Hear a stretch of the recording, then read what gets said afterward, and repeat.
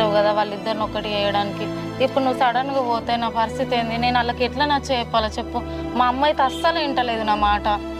పైగా ఇట్లాంటి టైంలో నువ్వు ఉంటావు అనుకున్నా, ఇప్పుడే పోతావు అంటున్నావు. అది కాదు సిరి, సార్ ఒప్పుకోడే. ఆయన ఎంత చెప్పినా ఈనడు.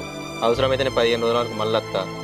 నువ్వేం బాధపడకు. నువ్వు టైంకి తిని గోరులు వేసుకో. నా గురించి ఏమీ ఆలోచించకు. వాళ్ళిద్దరితో కూడా మాట్లాడు కూర్చుని. నీకు ఏమైనా పైసలు అవసరం ఉంటే కూడా నాకు చెప్పు. నేను ఫోన్పే చేస్తా. నేను పోయినాక వీడియో కాల్ మాట్లాడతా. సరేనా? ఊకేనైతే ఫోన్ చేయి బావా. సరే, నేను పోతా. మరి బయలుదేరుతా. లేట్ అయితే అయిపోయే వరకు. పొద్దున్నే వెళ్ళిపోరాదు.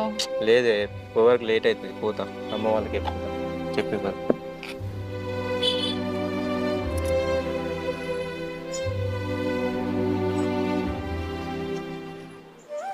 బాబాయ్ బాబాయ్